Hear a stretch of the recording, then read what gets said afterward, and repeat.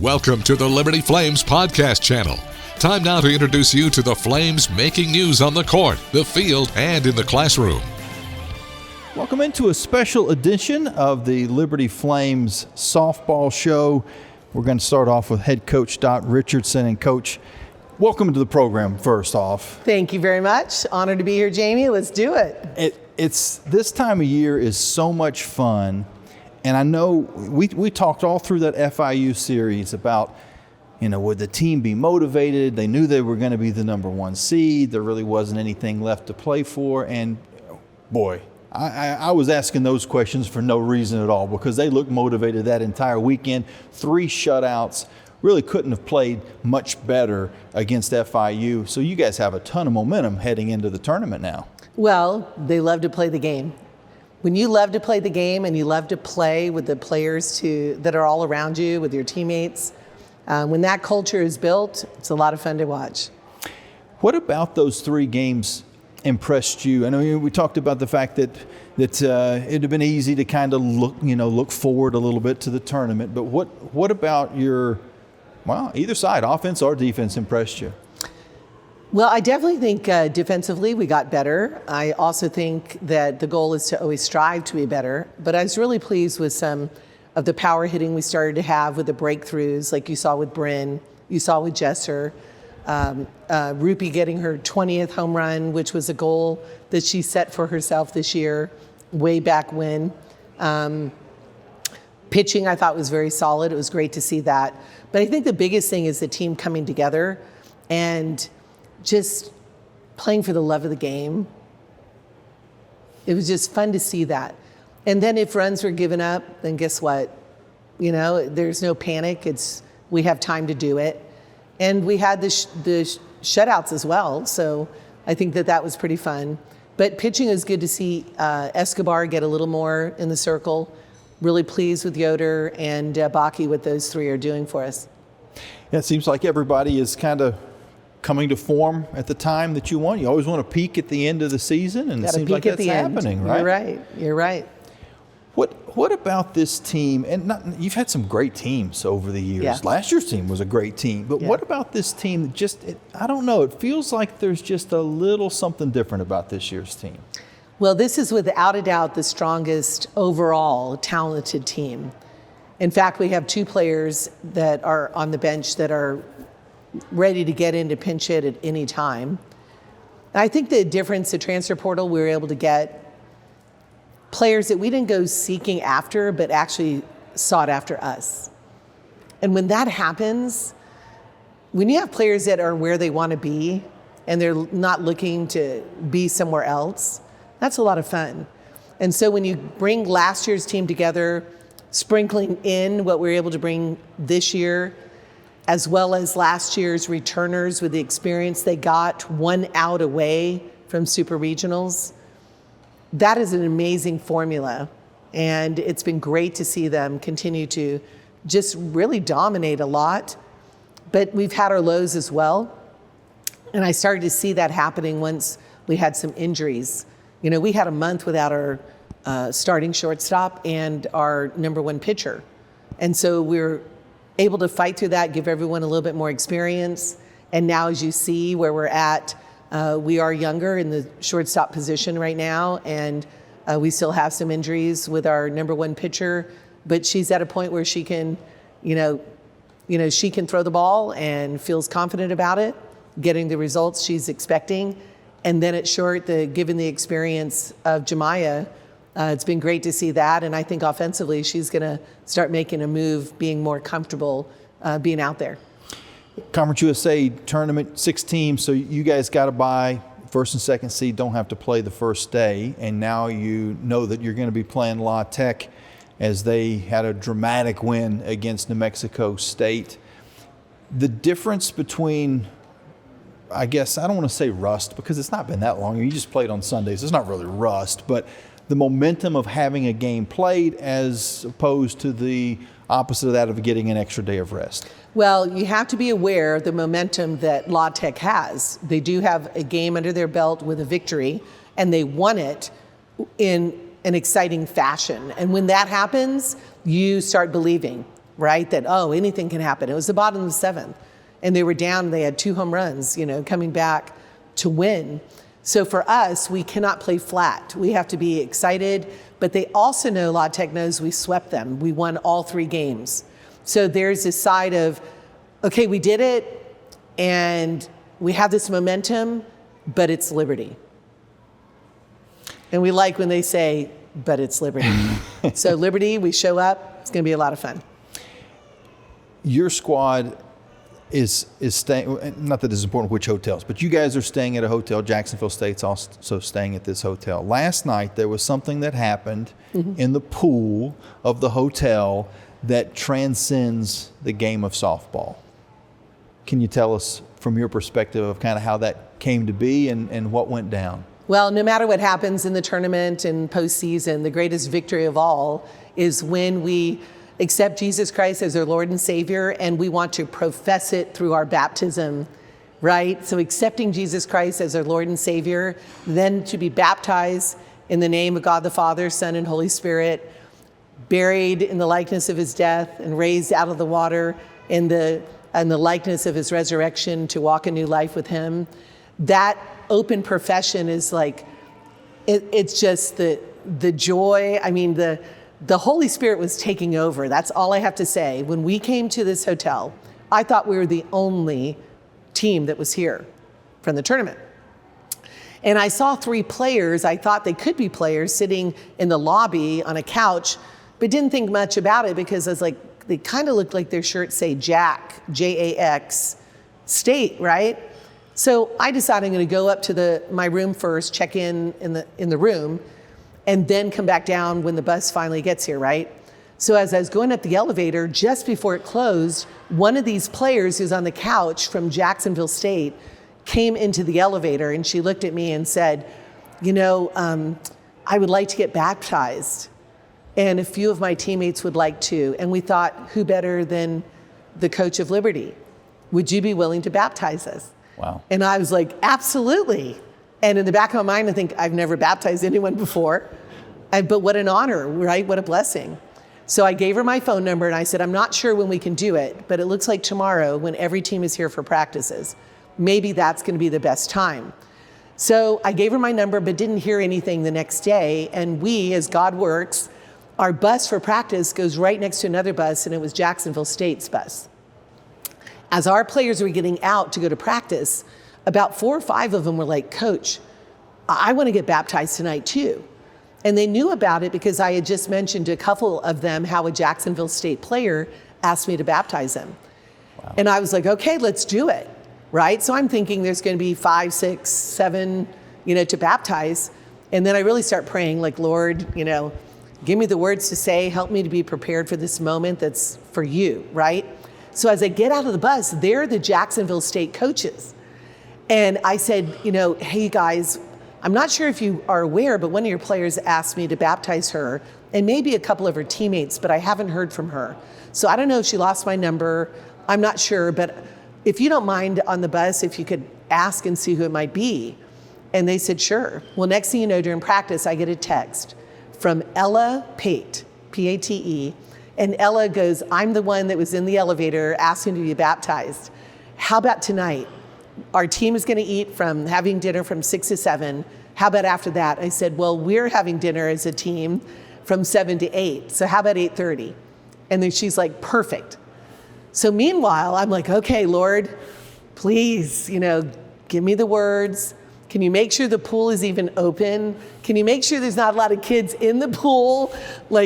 And Lord, just give me the assistance that I need. So then I go to the head coach's meeting. And after the meeting, the head coach from Louisiana Tech comes over to me and says, Dot, is there some baptism tonight? I'm like, yeah. And he goes, well, I wanted to know if it was for real because some of my players have a friend at Jacksonville State they want to go and support. Wow. So if I'm going to give the bus to drive them, I need to know where it's going. And I said, well, the Embassy Suites, just tell them to go past the elevators straight to the pool. That's where we'll be. So now I'm really like, Lord, please guide this moment. Let it be all about you, all about you. So we go in and there it is, the pool before that, you ready? Remember I asked for assistance, Lord? So as I go past the elevators heading to the pool, there are two men there. And one man goes, I want to introduce myself to you. And he happened to be a Liberty graduate. And he goes, I'm Pastor Greg. Wow. And I heard there might be some baptisms. He said, last night we had some baptisms, and I feel I'm meant to be here. The Lord is leading me here. Do, right? And then the other gentleman was a FCA, Fellowship of Christian Athlete, the leader in the region. So I said, great. I said, you guys can get in the water with me, right? So as we go into the pool, all of a sudden there's so many people following. It's like, there had to be 60 people there, it seemed like. It was like, they pulled up chairs, and I was like, okay. And in a matter of 20 minutes, I was thinking, what if there's somebody here who doesn't know the gospel? What if there are people here that don't understand what baptism is about? Because some people think baptism is about being saved, and it's not. It's just your public profession that you are a Christian, that you have accepted Jesus Christ as your Lord and Savior. And you want to do what he has commanded you to do, right? Follow him. And what did he do? John the Baptist said, wait a minute, Jesus, here you are, God on earth, right? God's son. And you want me to baptize you? I'm not worthy. He said, you must do it, because this is an example of what we all need to do.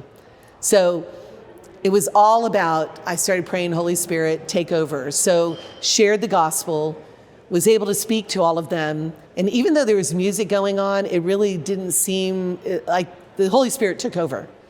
And next thing you know, here we are, Paige Dorr baptizing her, and then Alyssa Hinault, and then Bryn McManus, and then Danner Allen, and then Ella Pate and her teammates. And to be honest, I thought if it was just me there and not Pastor Greg, I would have been like, okay, are there any more? Do you feel a calling to be baptized as a believer to fulfill this commandment? Are we really, are you ready to do this? And if nobody came, then I would have been no one further. I'd been like, okay, let's pray it out. But with Pastor Greg there, who's more experienced, obviously, than me, he just prayed, and we just invited the Holy Spirit. And Holy Spirit, just grab those that are yours and grab this moment. And all of a sudden there's 5, 6 more. Then Pastor Greg is praying again, and I'm praying with him as well. And next thing you know, there's more, and there's more. Jamie, 26 baptisms from schools that were here for Conference USA Championship Tournament, from Liberty, Jacksonville State, Sam Houston, also La Tech was there as well. Western Kentucky University had a player that, was baptized.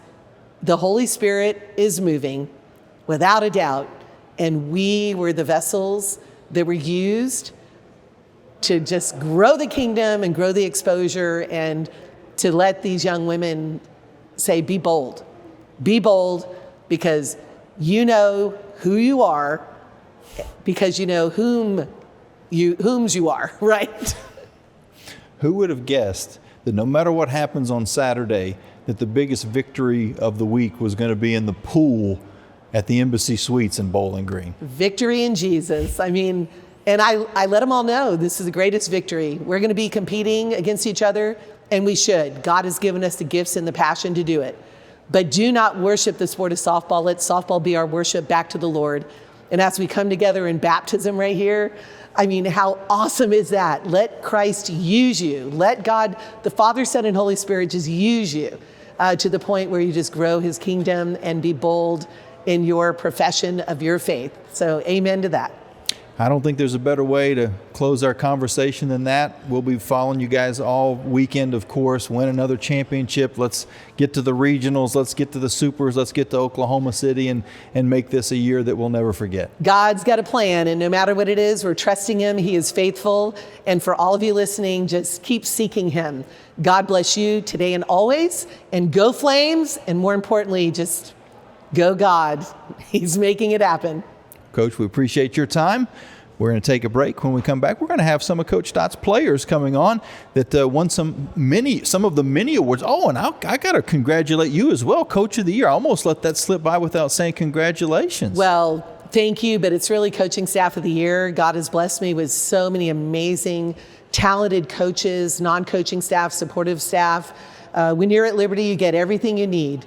You know, you really do. Athletically, academically, spiritually, socially, helping these young women grow, and even young men who are managers and work with us, support staff, to become the strongest young godly men and women that, you know, we can be. Just mentoring them is all it's about, and it's through the missionary work, if you would, through the sport of fast pitch softball. Enjoy postseason, people. It's going to be awesome.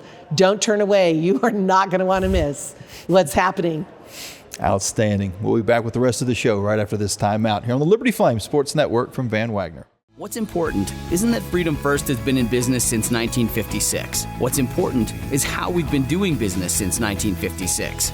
Since day one, we have been accountable to our members, not stockholders. We make loans that cost less, offer savings plans that pay more, and give back to our community, and that hasn't changed. What has changed is our ability to serve you with more locations and more technology to simplify your financial life. Freedom First. It's a place where anyone in our region can bank for good.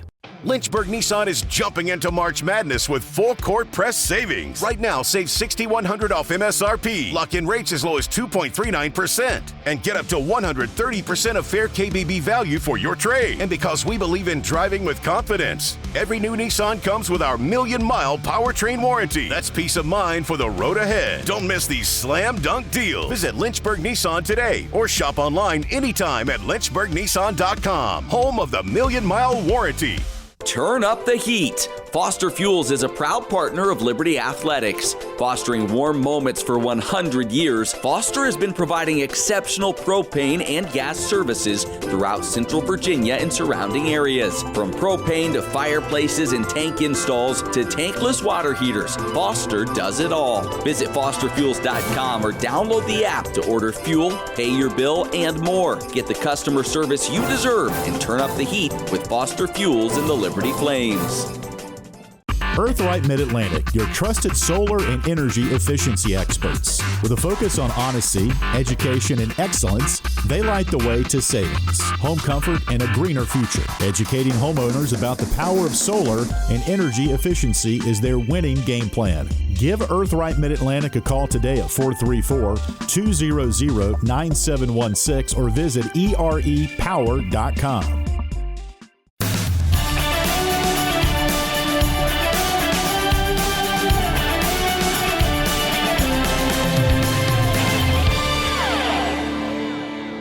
Welcome back into this week's Liberty Flames softball show.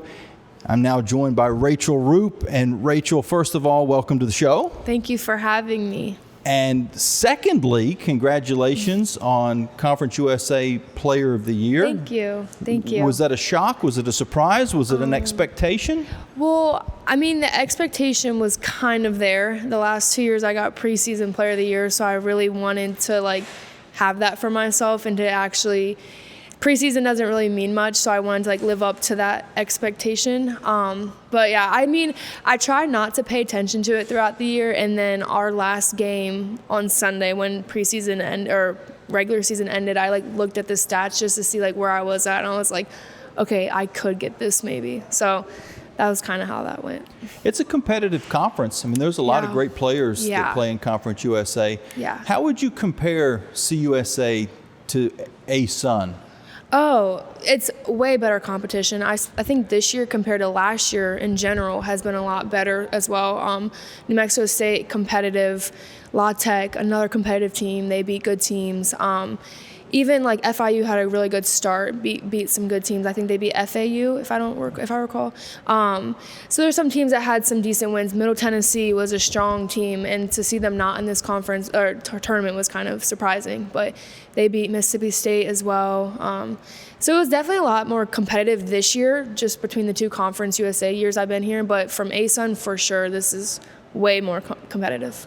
Well, here's my chance to embarrass you a little bit. Oh, okay. I've got your career stats. Oh.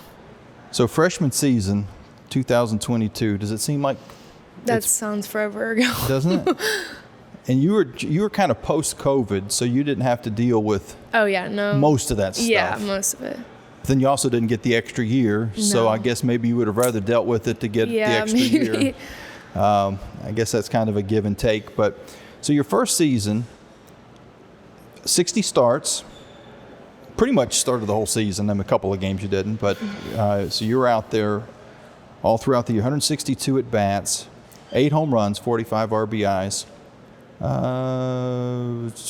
You drew 21 walks. That's important as we move forward because as the longer you played, the less people pitched to you. But that first season with the 8 home runs, and then 2023, pretty much very similar as far as the number of games played, games started, and so on, but 15 home runs, 50 RBIs, so a little step forward. 259 to 317 from freshman year to sophomore year, so the batting average took a huge jump second season. Then your third year, 362, so another solid jump as far as batting average is concerned. 17 home runs, so a couple more home runs.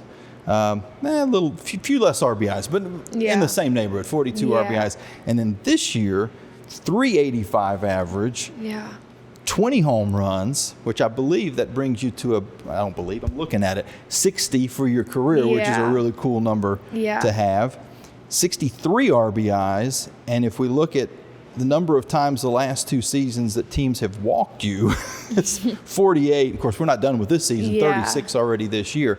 So the 2 questions there is, how impressed would freshman year Rachel Roupe be with how well senior year Rachel Roupe did? She would be impressed. And I mean, to say I came into college thinking I was going to have the career I had, like, I didn't think that at all. I was just, coming here, I was going to trust what they had to say.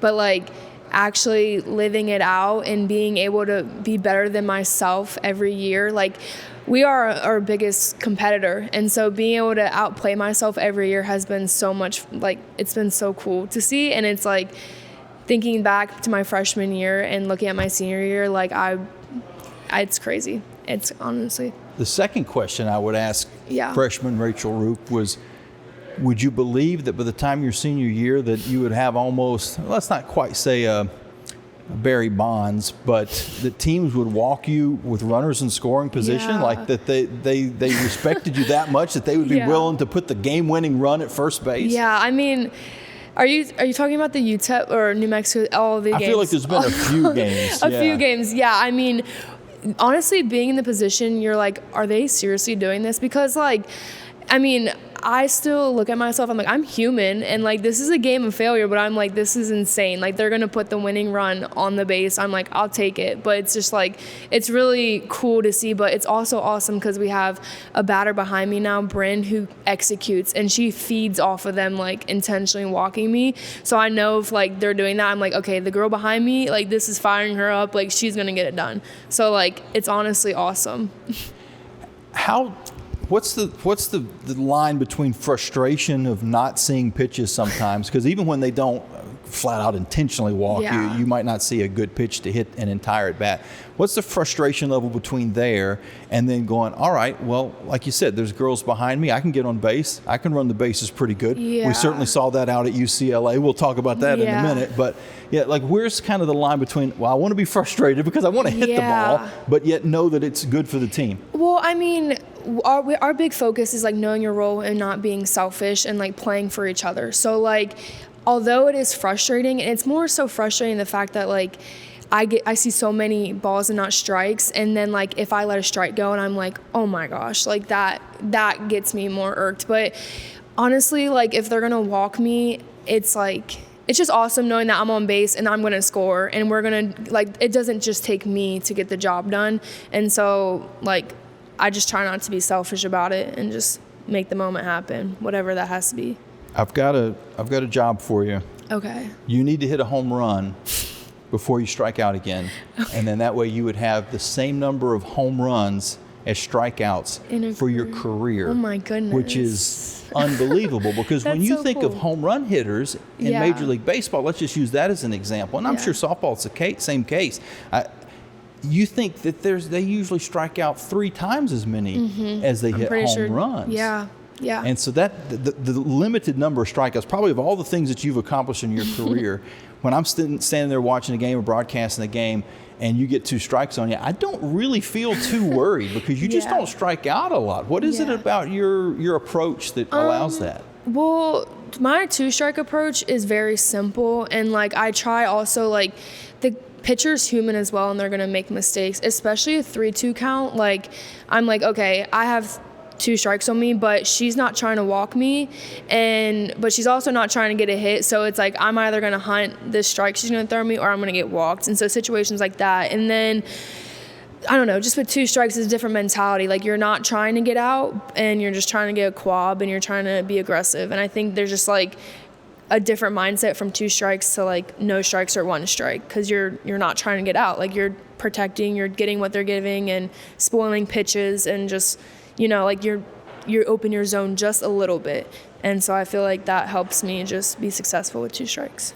I don't want to get too far ahead of myself because there's still games to be played. There's a World Series left to be won. But at this point in your career, the most memorable thing that you have probably done is not in the batter's box, nor is it in right field.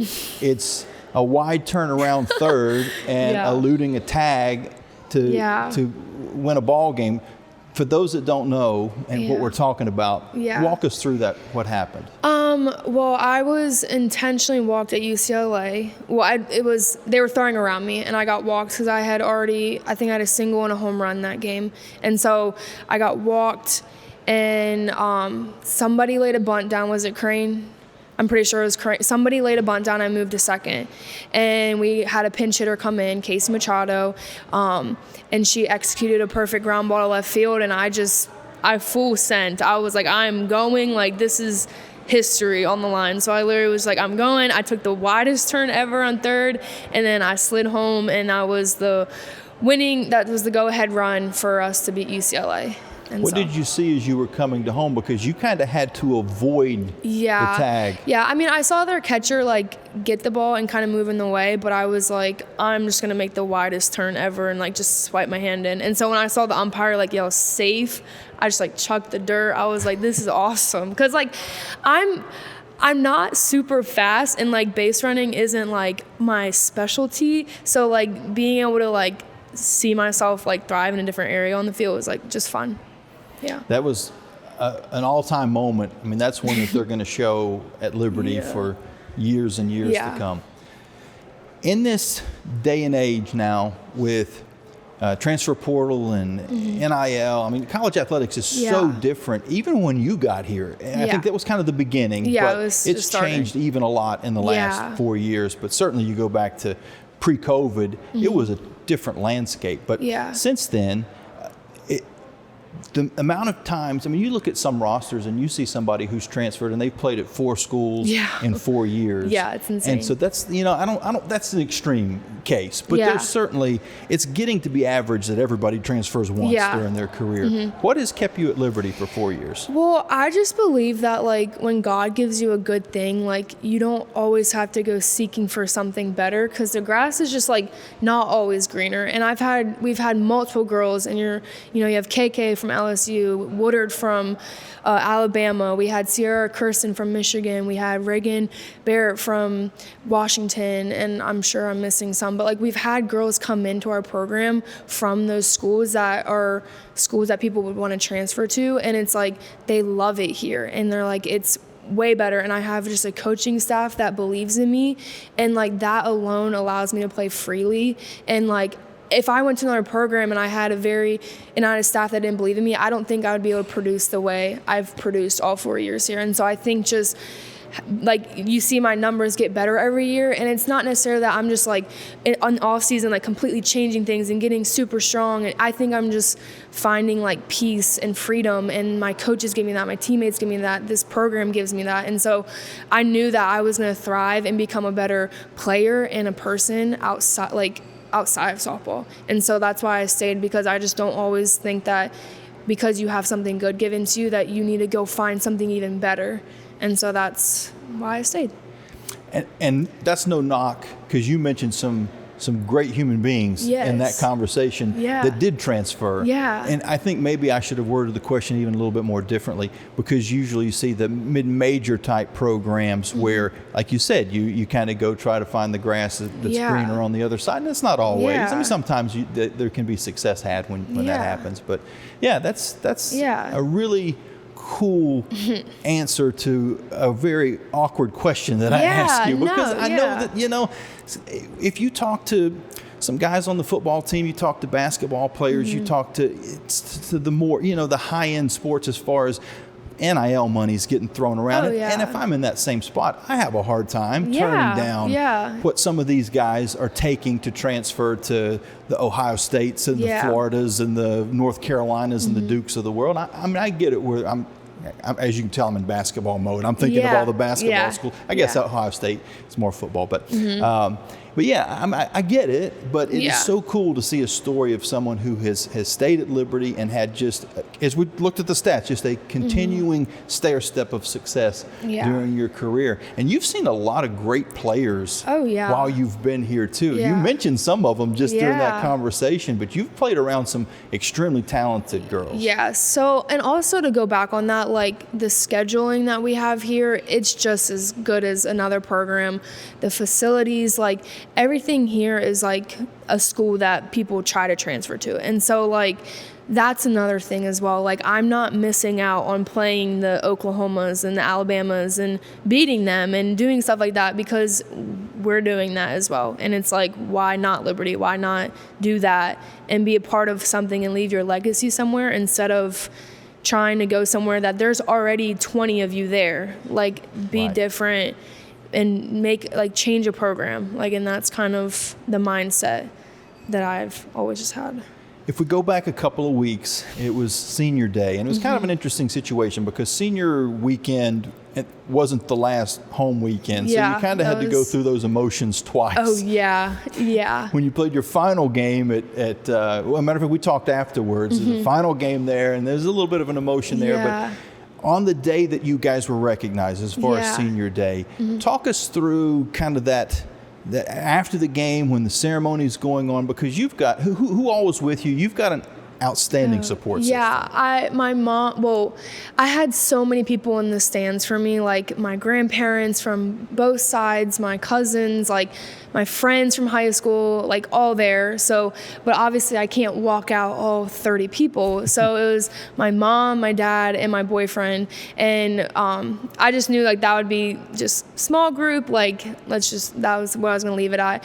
But it was super cool. And like I'm not very like an emotional person. I don't like to be emotional in front of people, but I was like, I'm just going to let myself like enjoy this and like be here with my teammates and feel those emotions, because like we deserve to feel that special moment of like them recognizing us and giving back to the program. So like just to have that in the banquet as well, and all like seeing all your teammates write letters for you, and just it shows like it was way bigger than softball ever was. So I don't know if I've said this to you. I think I've jokingly said this to your dad, that your family kind of looks like a sitcom. Like you guys look like the family that would be, on Friday nights on ABC. It just has that look to it. Yeah.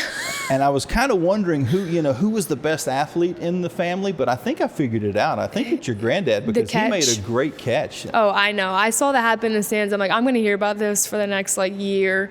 But yeah, he did. He made an awesome catch. I'm very proud of him. Who is the best athlete in your family? I get asked this question a lot.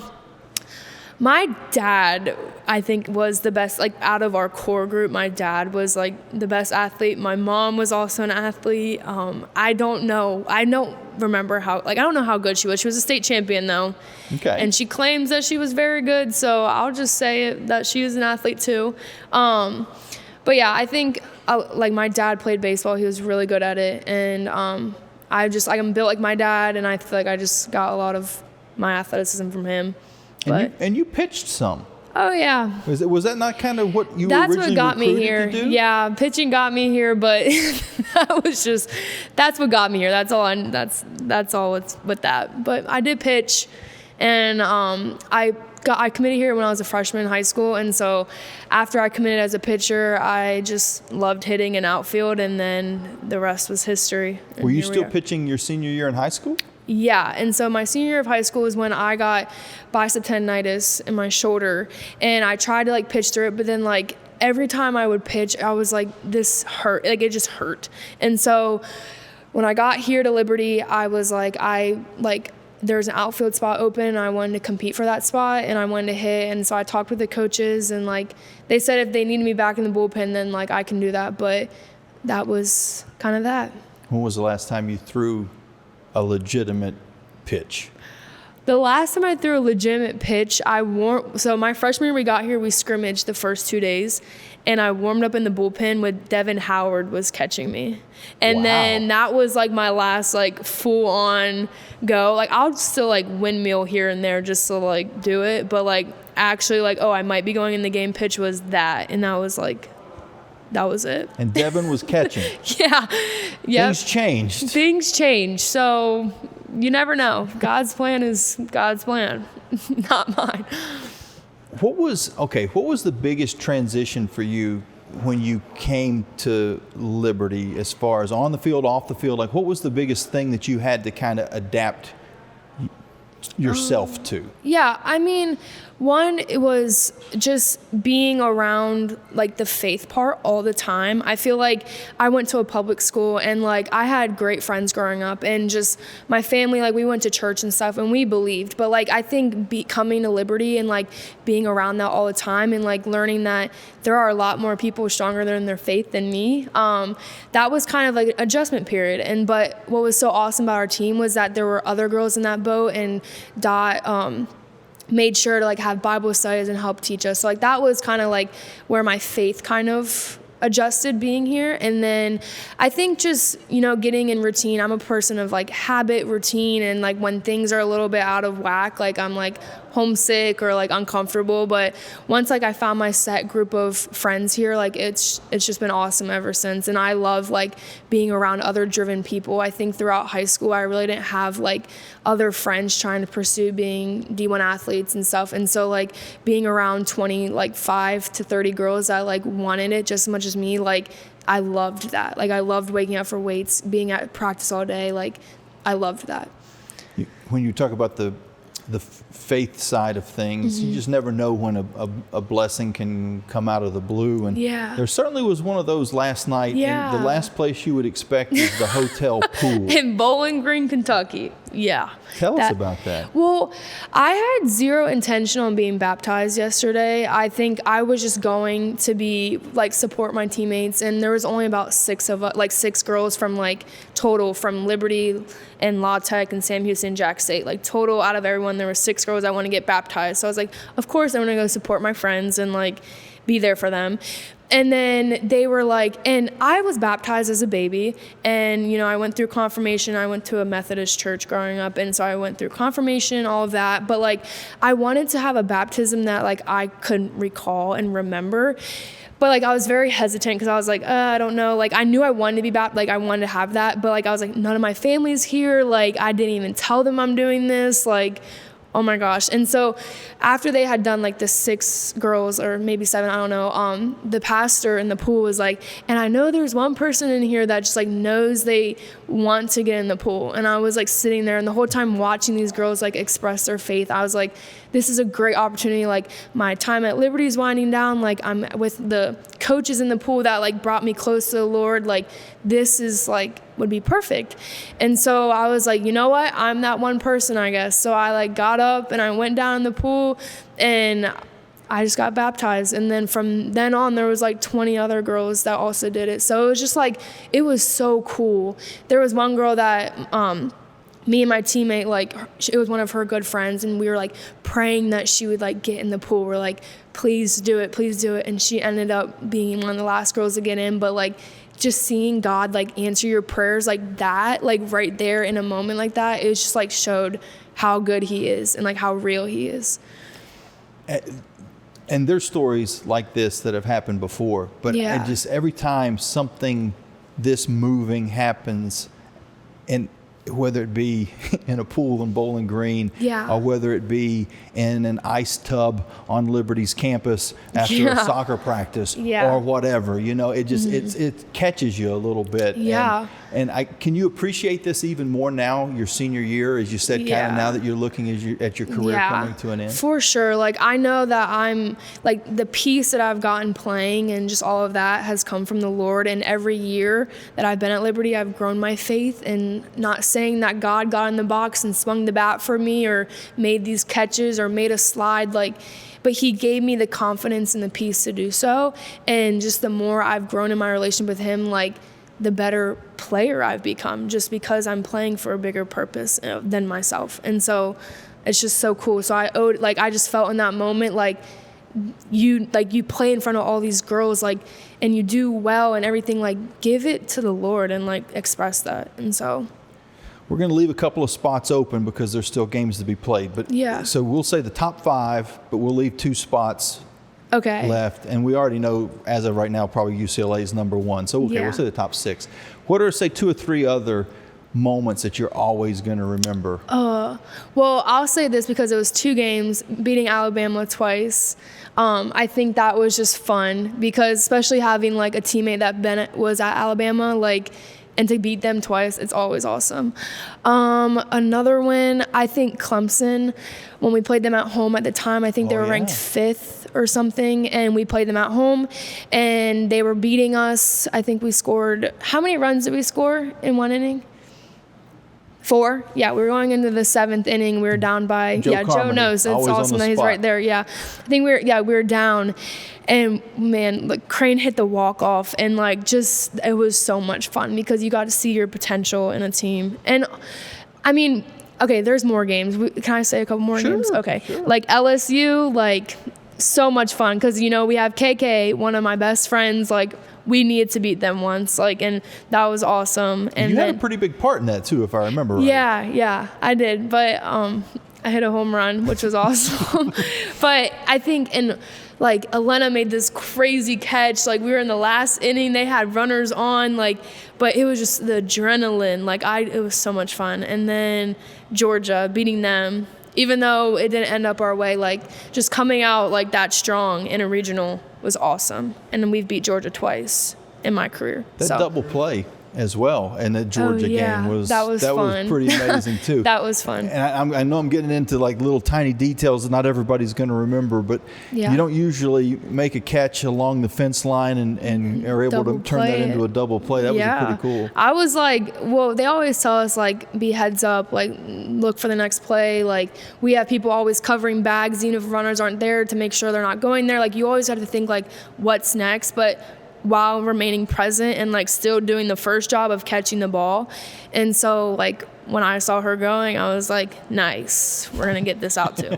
So yeah, that was defensively, you guys, and we'll throw Mary Claire in there too because she's only a year removed. But the 3 of you this year, and you put Mary Claire, so the 4 of you guys over the last couple of seasons, the number of times that it was either a Sports Center highlight or should have been a Sports Center highlight. I mean, you guys can patrol a lot of territory. Oh, I know. One thing that this program does is they acknowledge outfield and how hard it is, and to have MC is Mary Claire is one of my best friends, and so being able to play alongside her and just her competitive spirit, and we're still talking about her today, that's awesome. And then adding Dora to fill in her spot, Paige Dora, it's just been so fun, and to make those plays, and to now that KK's in center field, I get to see these ESPN plays right here. I'm this is awesome. This is so cool. And so it's just been so much fun. And to when you're in the middle of doing a play like that, you're how did they just do that? Or even yourself, you're how did I just do that? But we're trained so well. And so it makes sense, but it's so cool. What's the goal for this season? Like I said, you've still got a conference championship to win, and you want to get past the regionals. But I know you wouldn't be opposed to going to Oklahoma City, would you? Oh, of course not. I mean, every goal, every team in this time of the year should be Oklahoma City. My goal, though, is I just want our team to be present, to enjoy and to just play to the best of their ability, and all of those, where you're going to end up, everything is going to take care of itself. And so that is genuinely my goal for our team. Like, I want us to go to a Supers, I want us to go to the World Series, and that's just like your average answer. But like, genuinely, I want all of my teammates to just show up and play for each other and just have fun doing it. Off the field, what makes you tick off the field? What are you doing when, I know after this season it's going to probably take a little while to realize what's happened, but just a normal summer, what's keeping you busy? Well, this summer is a little different than other summers. I want to play, and so to be continued on that, and I'm going to hopefully know where I'm going with that and can announce everything with that moving forward. But I'm going to be playing this summer. But like, on a typical summer day, I love to tan. I love to be outside. I do love working out and stuff and like being active, but I think just I'm very chill. Like, I like to just chill out. Like, what's something about you that maybe no one knows? Oh gosh. It doesn't have to be like a secret. Like, no, I know. I don't even. I have one kidney. I don't know. Okay. That's like the only thing I can think of. I literally have one kidney. I was born with it. I don't know. Really? Yeah. That's like the only. You're born with one kidney? Yes. One kidney on the left side. Does that affect? So you're. This is going to be such a weird question. Can you feel that you don't have a kidney on the right side? No, you can't feel anything. It's not really, I don't know anything else that's like people don't know. I mean, I play softball and I have friends and I don't know, but it's like on the left side and it's like bigger than an average size kidney. Really? Yeah. So it's almost like you got two in one spot. I don't know. I've never seen the size of it. Okay, well, that is fascinating. Well, there you go. Yeah. That's something. We learned something. Y'all learned something new. Very interesting. And I'm pretty sure when I was younger, they were like, and this is not to be dramatic because it's not really that dramatic, but like they were like, oh, we don't know if she'll be able to play like sports and stuff because of like, I guess if you get like hit in, I don't know. And so I think like my parents were like, no, like you're fine because it's not like contact sports and stuff. Huh. So I mean, I kind of have to be smart about it, but wow, it's fine. I don't know if I mean, you hear people that had to have a kidney removed. Oh yeah, no. I've never I'm just heard of someone born with one. Well, here's a good, this is a strange transition, but the greatest horse of all time, racing horse of all time, Secretariat, had a twice the size of normal heart. Well, there you go. So you've got a larger than normal kidney. There you go. And that's the sign of a champion. Yeah, I mean, if you're born with an organ problem, everyone look out for their name. They're gonna be something special. That's funny. Yeah, but funny. No, I'm healthy. Everything's fine. That's just the only thing I feel like people may not know about me. How about that? But I use that for like every fun fact, so I feel like everyone probably knows that now. So now they do, for sure. If they didn't before, they definitely know now. Yeah. Last question. When softball's done, and maybe that's years from now, what do you see yourself doing? Oh, that's like the question of the hour with senior year and like graduating. Right now, I'm hopefully going to play this summer, and then I want to get into some form of like med device sales or something medical, but also I want to pursue stuff with softball as well with like maybe training other softball players, stuff like that. I think I'm going to do a whole bunch of different things when I'm done. But like, I'm not going to set myself just to one thing because I've got the academics to like pick me up in the medical side, and I have the athleticism to pick me up in the softball world. So like, I'm just going to let God take me where he wants me to go. We're probably going to stay pretty close to the game. Yeah, like that's the goal. I don't plan on ever moving far. I do love softball, and I want to like help other girls become really good at it. So I'm going to do that, and then we'll see. You never know. You don't know. 15 years from now, when Coach Dot decides that she's ready to retire, Coach Roupe. Coach Roupe. Does that have a ring to it? Oh, gosh. I mean, who knows? Who knows? We'll definitely keep our eyes out. Yeah.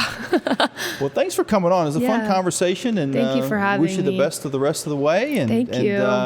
Hopefully we'll see your granddad making some more catches. Oh yeah. And you making some more catches. Yes. Thank you. Thank you for having me. That was Rachel Roupe. We'll be back with the rest of the show right after this quick timeout. At Carter Bank, we believe life is best lived full of opportunities and dreams, of goals achieved and promises kept. We've been creating opportunities for more people and businesses to prosper since 1974. That means great local lending, convenient access to your money, accounts and guidance that make it easier to get more done. We are Carter Bank, the preferred community bank of Liberty Flames Athletics. Visit carterbank.com to learn more. Member FDIC, Equal Opportunity Lender. Curious about the Central Virginia housing market? Carl Miller Realty are your caring, competent, trusted advisors for real estate sales in Central Virginia. With over 100 years of combined experience, they are committed to helping clients make informed housing decisions. For a winning game plan and to discover the value of your home, visit carlmillerrealty.com to make your next move a slam dunk.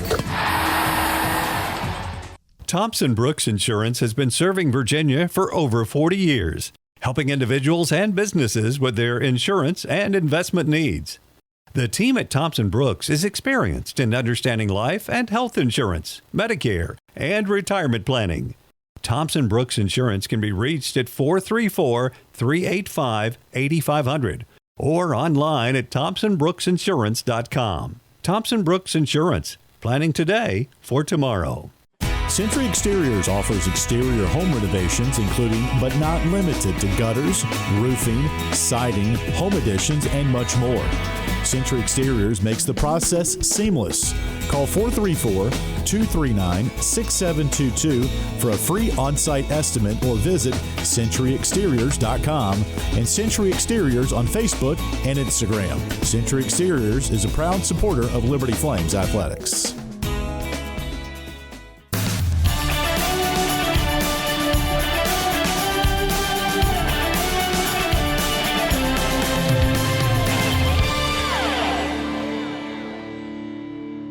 Welcome back into the Liberty Flames softball show. We're now with KK Madrey. And KK, welcome on. Hi.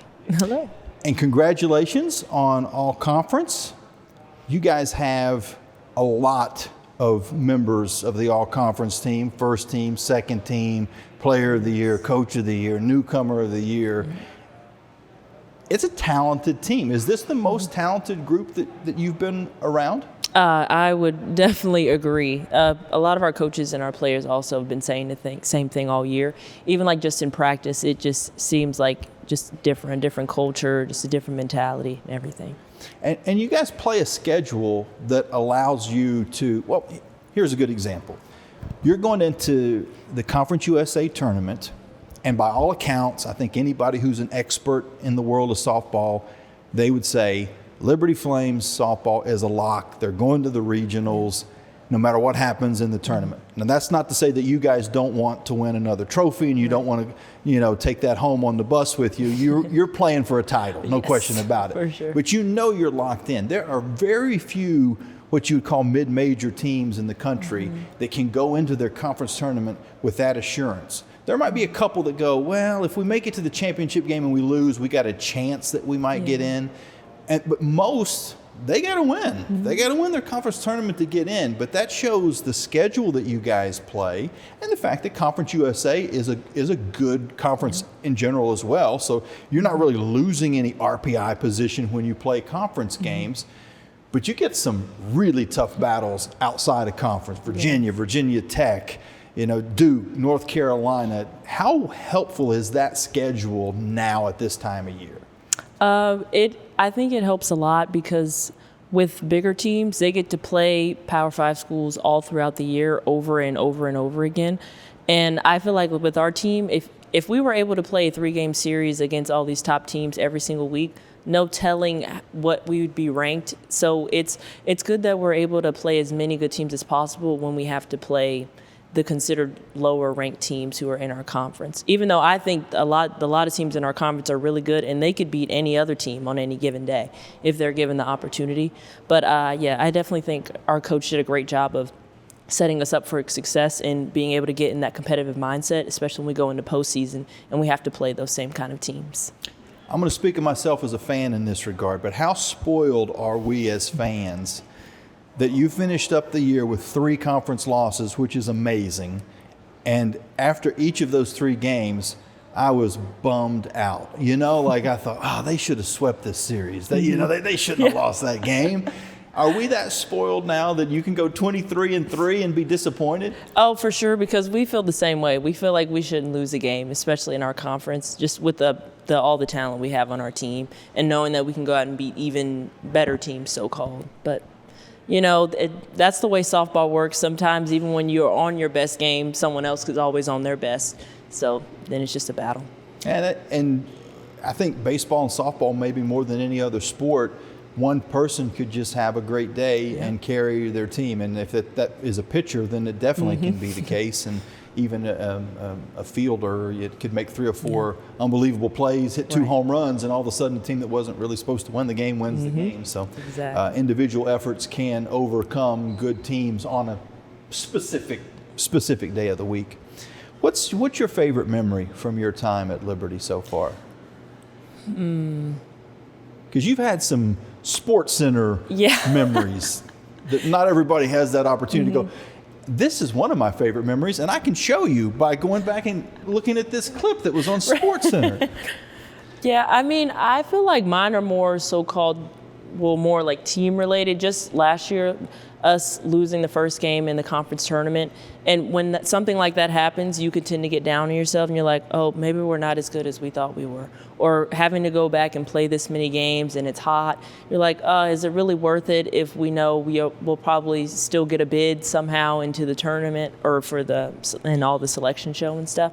But I think going back and winning all those games back to back to back, and then Jesser hitting that walk-off hit, just things like that, especially when our team, we weren't hitting the greatest. I went 0 for 4 that game, but once she hits that, all of that went away, and I was like, oh my gosh, we are conference champions. So I think that was probably my biggest moment here.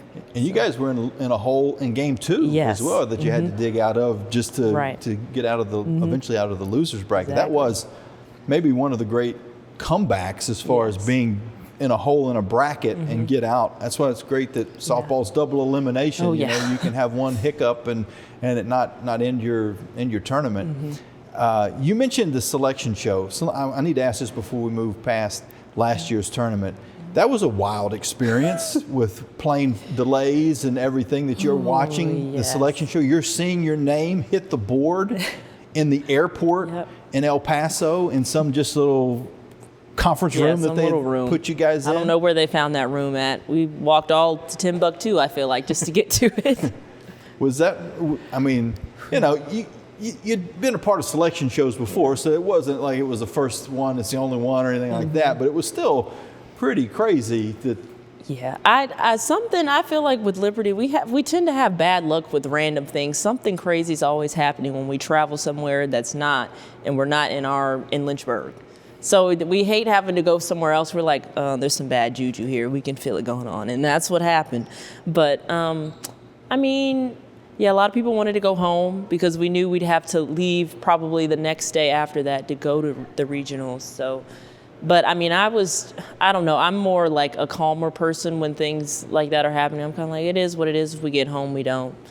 If we might just have to fly to El Paso to Georgia, if that's the case, it is what it is. Just kind of live in the moment. Things happen for a reason. I've always been a big believer in that. Maybe God wanted us not to fly out that night because maybe something crazy could have happened. There's a lot of, I don't know, the world works crazy. Makes for a better story, too. So 10 years from now, when you go back, when we went in 2024, we were stuck in the airport when we found out we were playing Georgia. What are some memories from last year's regional that pop out to you? Well, just us being in Georgia in general, because I'm from there, so I knew I was actually going to get family to be able to come out and watch me play. Like, some people probably never seen me play like live in the flesh. They've only seen it on TV. So that was great, getting to see some family I hadn't seen in a while. And then us beating Georgia, obviously, like a lot of people probably watching weren't going to think, or they probably didn't think we were going to beat them because they're a big hitting team. Like, that's pretty much what they're known for. But us going out there and be able to out-hit them, and then our pitchers had just a great game. Elena, that was awesome. I mean, just that. We did karaoke in the conference room. Joe was there. You know, he was singing. You know, doing all that stuff. I just love that even people who are like photographers and stuff, they joined in on it too. So I felt like it was a great way for all of us to just come together and just be one. And I think that's what helped us do so well at regionals as well. You came just a tad short of the goal of making it to Super Regionals, but you're going to have another chance. Yeah. Not looking ahead at Conference USA Tournament. I know it's very important. You guys want that momentum. You want to win it. You want another championship. But when it does become time to go to regionals, what's it going to take to get to that next level? I feel like we just have to trust what we've been doing all year. People might need to, if they feel like they're in a slump in the game, just remember all the other hits they've gotten throughout the season against all these really good pitchers, and even on the defensive side. Just think of all the great and amazing plays you've made, even throughout your career, not even just this season. I feel like that's how I think of it, and so I don't get down on myself, because sometimes I'll lack a little confidence, and I'm like, oh, I'm not as good as I thought I was. But I was like, wait, I had like 4 hits back to back to back in this game like a week ago. So I just have to, I feel like if we just go back and think, I am good, which is why we're here and we're playing in this tournament and why we've also beat all these other teams this season. So. Taking a look at your stats as I go down the list here, the thing that obviously is gonna stand out is your batting average stands out pretty good. but outside of the batting average over 400, stolen bases, at what point in your life did you realize I'm pretty fast? Basically when I was born. But yeah, you were probably running out. Yeah, probably about 4 years old, right when I started doing sports, or even just in school, in elementary school, I was beating all the guys. So they always asked me to race them when we had like field day and stuff, and we did relays and stuff. So yeah. 89 out of 95. Can you remember the 6 times that they got you?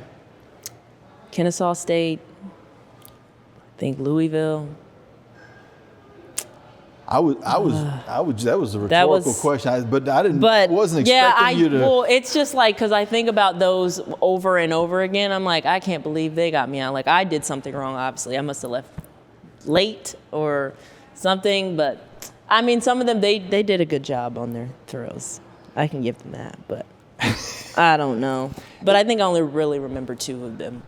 Clearly, speed's important in those situations, but timing is probably just as important, because if you leave too early and the umpire sees it, or they review it now, they can look at it on video and see if you left too soon. So you can't leave too soon, but you certainly can't get out of the blocks slow. Right. How do you? Because it seems like they challenge you and they get it wrong. When we played LA Tech, they did it every single time, even though I either left late or right on time. I never left early, but. I think about that every single time I get on the bat, because I know they're watching and they're just waiting to call it and be like, hey, yep, let's see on the replay if she went. Even if I don't think she went early, I'm gonna see anyway. So yeah, that's been I don't know, it's worked out so far, and maybe that's from all the practice I got even in travel ball, because I would pretty much steal every time I got on base. So kind of the same here now. How about third? Have you ever gotten third? Because it's tough in softball. Yeah. It's really tough in softball to steal third. I mean, I've stole home, especially in travel ball. We've tried to do it a few times. The double steal, you guys work that pretty well. And I learned this, I just learned this last weekend, though, that if the person ends up getting thrown out at second, even if you steal home, it's not considered a steal of home, which is unfortunate. So if you run home, you're standing there and you go, all right, get out of that rundown. Right. Because I want this to count as stealing home. Exactly. So then it's on your teammate. You got the run. That's the most important thing. Right. But you want that home, that steal a home. That'd be pretty cool if there was a time where to steal all 3 bases. That has to be one of the rarest things in softball or baseball, is to steal for the cycle in one at bat, or like one time on base. That'd be amazing. Okay, what are some things that we don't know about you off the field? What's keeping you going when you're not playing softball? More of like, I I mean, I like to sing and dance. So that's always, I kind of use that on the field as well to keep me like chill and composed and stuff like that. You mentioned karaoke. What's the go-to song? I like doing country songs sometimes. I like a few Morgan Wallen songs, but like R&B one would be like Love by Keisha Cole, which a lot of the girls on our team like to sing all the time. They did it yesterday when we went and did axe throwing. So they had like a karaoke thing in there. Yes. Axes. We did a lot of stuff. We did cornhole. It was crazy.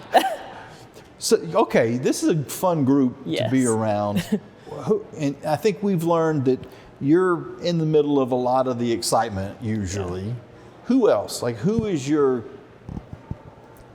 partner in crime? Brooke Roberts. She's my roommate. Ever since she came last year, it's just been a great time. We hang out all the time at home or on the field. You know, we're just always together pretty much all the time. Did you teach her the stretch at first? She's always had that. She's like overly flexible. She did gymnastics when she was younger, so she just always had that in the bag. That's also why she's always injuring herself, because she's like doing crazy acrobatic stuff. But yeah. The first time she did that, I was like, and then she just does it every time. Yeah. We're like, okay. Well, we talked about how there's a lot of talent on this team. We were referring to softball, but since you're kind of the leader of the non-softball activities, the singing and the dancing, and if we had a Liberty Softball's Got Talent show and you were the host, who do you think you'd be handing the crown to? Other than yourself, who's the talented person? Oh, I don't know. If you had to enter someone, and so now your reputation's on the line, like is there somebody out on the team that you go, she can sing pretty good too, or she can dance pretty good too? Because Savannah Watley, now that girl's got some pipes. And really? She does like kind of like the sing where it sounds like she's yodeling or something. Get like, out of here. Insane. Like, so like that's the best thing I've ever. heard. Yeah, like she can sing. Okay. Yes. I would definitely put her in there. All right. Let's see. Who's the comedian other than you and Brooke? That's kind of goes without saying. That's the thing. Like, our team is hilarious. Like, and they all have their different kind of humor. So I think that's what kind of makes it tricky. Because some people, they're funny by just talking and they're like being dead serious. And you're like, oh, that's hilarious. They're like, no, I was serious about it. I wasn't trying to make a joke. Like, I love that kind of humor. And then some people, they can actually make jokes out of things. Aubrey Norris is very funny, but she's also really close to me. So I don't know if I'm being biased, but I think she's pretty hilarious. You mentioned Aubrey. Before you move past that, I've got to ask, because I was talking to Coach Dot, and we were talking about Lily and always, they're the first one. They're the first ones out of the dugout, and she's like, well, Aubrey is faster than Lily, but Lily has more experience on the base pass, so she's usually going to be the first one out. I said, well, who would win? And she's like, that's not the competition you need to think about. You need to see KK and Aubrey race. I don't know why we haven't yet. So it's never happened? I don't know. No. I guess we never really think about it, or we're not even thinking about that at practice or not. But we probably should at some point before I leave. But it would have to be just from the race would have to be first to second, right? I mean, it couldn't be 100 yards. It couldn't be a mile. It had to be. I'm good at the 100-yard because I did the track stuff, but I don't know. Once I get going, because like if we're running from home to home, I probably would be her in that, only because like my legs are also longer, but I get way faster as I keep going. That is a very nice way to say she's kind of short. She is a little shorty, but no, that's good. It's kind of subtle, but I got I'm with you. I'm with you. So the shorter the distance, the better chance she has. The longer the distance, you think you got. Yes, because my start time is a little slow. Like, I just kind of run, and then I'm like, oh wait, let me run for. I don't know. Same thing in the outfield? Yes, like it's kind of the first two steps are a little, because I've always been told like I have a slow first step, but I mean it's been working. So I try to get better at it, but how big of a difference? How big of an adjustment was it going to center field? It was very weird for me. I was very comfortable in left. Like, I guess like the angle of seeing the bat come off is different, and also the umpire and the pitcher are also in the way when I'm trying to see the batter. So I have to shade like over like 4 steps and not in my regular position just so I can see the ball when they're pitching it. Yeah, I'm like, I don't really like that part, but I'm adjusting pretty well to it, so it's nice. So you've quickly found a little extra respect, not that you didn't already have some, but for Mary Claire playing center field, she's like, oh, okay, so I see why there's some differences here. Yes, there is, for sure. The slice of the ball, I would have thought maybe center field would be a little bit easier because of that, because you're having to deal with some English, down the lines, especially in left field. So is that a big difference? I don't know, because for some reason, when I'm in left, when the ball's foul, I feel like I can just run, and like I don't really process it curving. Like I'm just running as hard as I can, and it just works out. But when you have someone on your left and your right, I don't know, it just subconsciously, it just kind of messes with you. And then you're also thinking like, oh, is this my ball or is it hers? Because I don't want to take it and I'm diving and she's standing straight up. So that was the thing for me too, being like the leader of the outfield and like knowing when to call someone off and not to. Because in left, I only need to call the ball on this side. But even then, if I call the ball, she could still call me off. And it's like, okay, you take it. But now, like if I say ball, like I have to get it. And that's stressful. That's a lot of stress on me. But and then infielders as well too, because we see that. So that's like 4 people in one. If it's like a ball in no man's land in front of me, I'm like, I guess ball. Have you ever said that? Yeah, I have. Yes, I have definitely said ball in question mark, and then I dive for the ball, and then like but with you my didn't say I guess ball. No, that takes too long. You just got ball, ball question mark. I don't know. That's pretty good, especially if you got a shortstop or second baseman that has really good ears, and they go, when we're in practice, that wasn't a confident ball. I better keep going just a little bit. Yes, in practice all the time, they're always like, you just question marked that ball, didn't you? I was like, I did, but it worked. That's awesome. What's your approach batting? Because, I mentioned the fact that as far as the 405 leads the team as far as average is concerned, but with your speed, you can get on in a lot of different ways, and then if they don't give you the respect, you can put it over the outfielder's head too. Yeah, I guess just coming into this year, it's kind of like this is it. This is my last year, like make or break. I don't want to leave anything on the table and then regret anything that I did this season. But also just kind of changing my swing. I'm a little more straight up and I have my hands a lot higher because I tend to get under the ball, at least I did last year. And just thinking on top. Because if I hit a ground ball, I could still be safe. Like I don't need to hit balls to the wall or really to the outfield at all. Right. So that's more of just keep it more simple. We saw in that Florida International Series, if you're able to chop the ball, because we saw them do it a lot, just chop the ball, and there's no chance anybody's going to throw you guys out at first base. So it's a different approach. And if somebody is only used to watching baseball and they start watching softball, it's a little bit of an adjustment for the fans that don't kind of understand. You can get to first quick. Yes. And it's hard to turn a double play.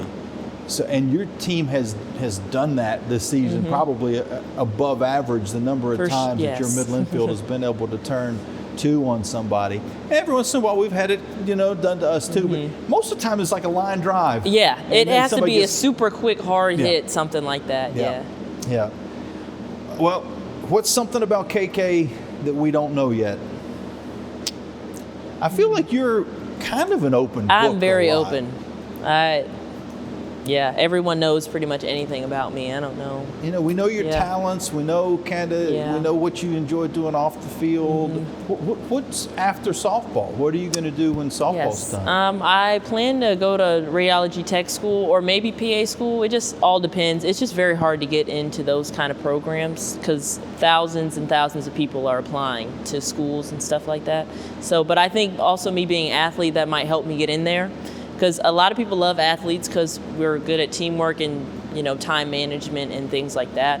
So hopefully that'll help me when I send them my application and stuff. But I mean, for this next year, I'll probably just get a job doing medical assisting or something. Just being a normal person outside of sports, just kind of finding myself seeing what I like. Could you ever see yourself coaching, even if it's just maybe your kids or something like that? No, I know. People always ask me that. I was like, no, I don't think I'd probably ever coach or anything.